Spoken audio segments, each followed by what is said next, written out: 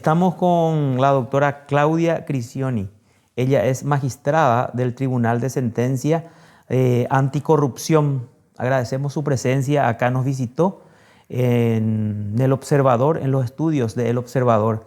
Y bueno, reiteramos nuestro agradecimiento y queremos conversar con ella de varios temas. Lógicamente, todos afectan al desarrollo del Poder Judicial. Doctora, gracias por visitarnos. Gracias a ustedes otra vez por la invitación y estoy a disposición siempre. Doctora, después de esa calificación de Gafilat a nuestro país, ¿cómo usted ve la lucha antilavado en Paraguay? Y tenemos que hacer muchísimos ajustes, tenemos que, todos los involucrados tenemos que trabajar de manera coordinada y tenemos que, sobre todo, ir avanzando en lo que se refiere a el combate al lavado de activos y al financiamiento del terrorismo, aplicando modernas técnicas de investigación y incursionando en investigaciones transnacionales, y debemos mejorar la calidad, sobre todo de todo lo que es el proceso que hace la obtención de finalmente condenas cuando corresponden y comisos. Claro, porque esas son las claves, las condenas y el comiso. Esos son, digamos, los dos puntos esenciales por los cuales el país o Paraguay fue evaluado en esta última reunión de Gafilat.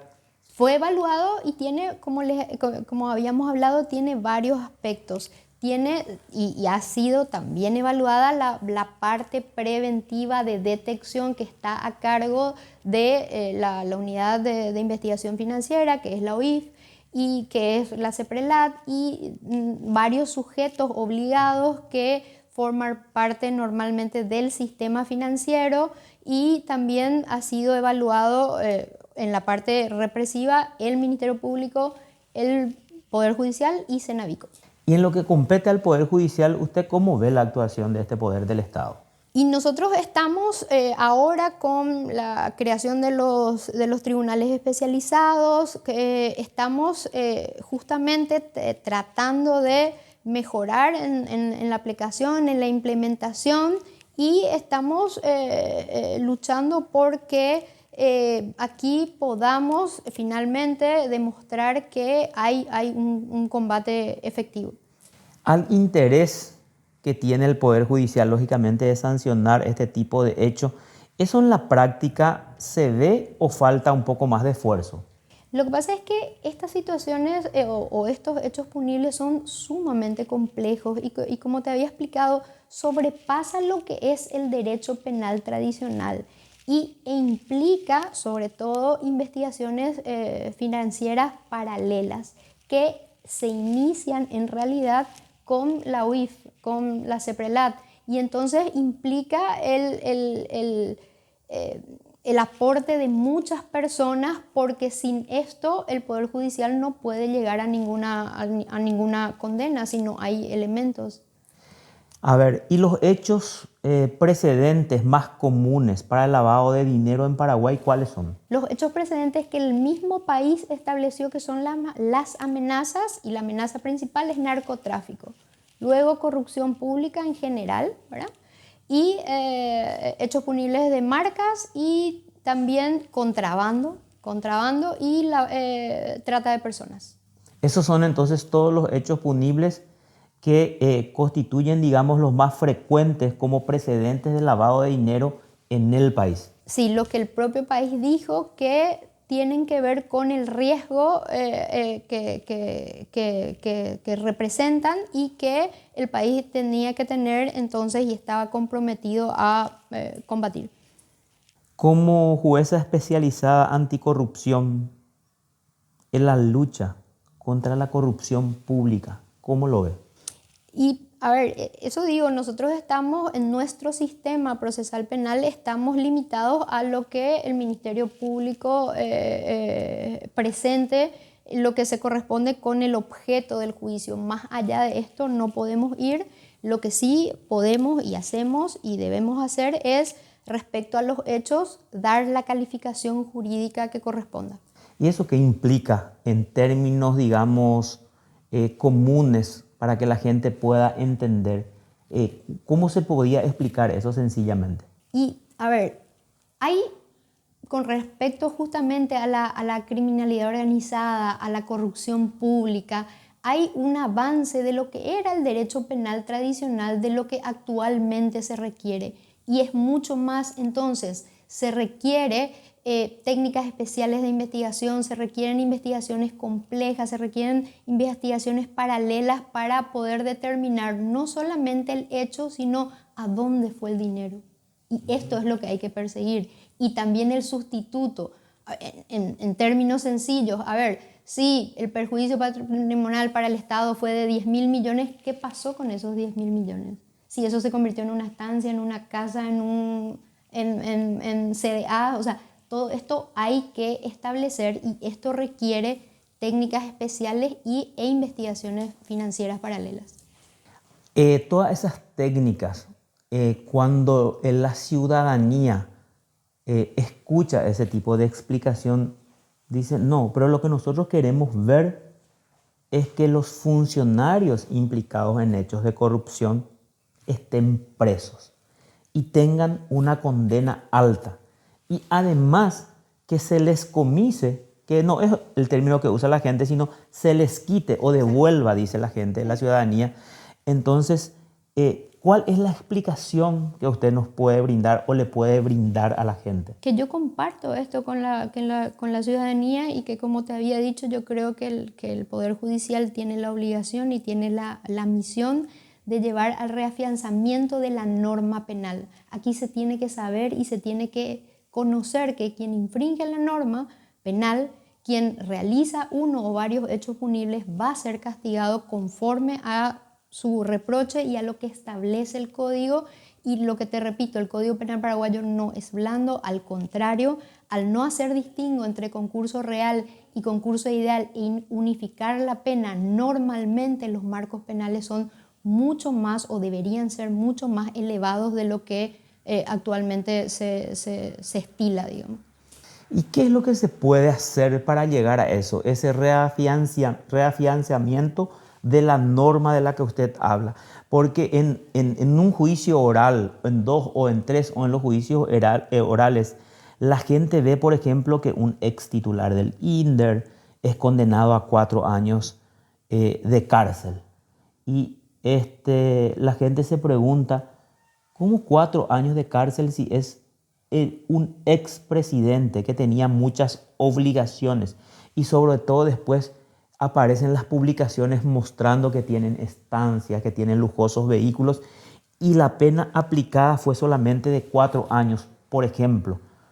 Mira, no puedo opinar de la causa concreta porque, como dije, no quiero ser malentendido. Si los presupuestos de la punibilidad no se dan, no se ha demostrado en juicio, bueno, tendría que ser absuelto, obviamente, pero si se ha demostrado en juicio, se tiene que aplicar. Y lo que te había explicado, si, por ejemplo, normalmente hablamos de corrupción, pero ¿qué hizo el funcionario, el del INDER o el de la gobernación? O sea, amañó una licitación, hablando en términos así, sí. Se quedó con plata del FONACIDE, compró esto más caro, hizo esto. Son varias conductas y normalmente, tratándose justamente de patrimonio del Estado, conforme a lo que deberíamos desarrollar como ejemplos, reglas de medición de la pena, innominados o nominados, tenemos que ver, normalmente eso tiene como marco penal 15 años. Entonces, no sé del caso concreto, pero si hay una buena investigación financiera patrimonial, si se establecen varios hechos, el marco penal es muy elevado. Claro, a ver, quiero entender. Lo que ocurre más o se conoce más es, por ejemplo, los desvíos o los robos en los municipios y las gobernaciones. Afianzamiento de la norma sería, y de acuerdo a lo que usted explicó, si el gobernador o el intendente desvió en el primer año de gobierno 500 millones, en el segundo año de gobierno 400 millones, en el tercer año de gobierno otros 500 millones, en el cuarto año 600 millones, entonces esa conducta es grave porque tenía como un modus operandi, o es lo mismo lesión así simple y sencilla. No, depende y se dan, pero si lo hizo varias veces es que violó la norma penal ya varias veces. Eso ya es concurso, eso ya eleva el marco penal. Y conforme a lo que hizo, a la forma en la que realizó, eso también debe tenerse en cuenta en la medición de la pena. Y puede y normalmente va a ser considerado un agravante el hecho de que se haya aprovechado de su cargo y tocado fondos públicos. Y lo haya hecho en reiteradas ocasiones. Exacto, en reiteradas ocasiones, porque el tema es que justamente, a ver, en un año, ¿cuántos hechos cometió? Pueden ser 300. Y entonces eso hay que, con ese tipo de conducta, entonces merece una pena más elevada. Es así que está previsto en nuestro código. ¿Y por qué no se aplica tanto entonces, doctora? Y eso es lo que tendríamos que, justamente por eso les digo, revisar. Eso es lo que nosotros tenemos que, como país, como Poder Judicial, como Ministerio Público, sobre eso es lo que nosotros tenemos que insistir y revisar. Y vuelvo a recalcar, yo no digo una condena que no corresponda de ninguna manera, sino que digo que si corresponde, tiene que ser conforme a la gravedad del hecho. Claro, o sea, los operadores de justicia entonces tienen que dar ese mensaje, hacer esa aplicación correcta y decir, este intendente desvió 700 millones de guaraníes, pero lo hizo 5 veces en un año, o sea, 100 millones, 150 millones, 200 millones.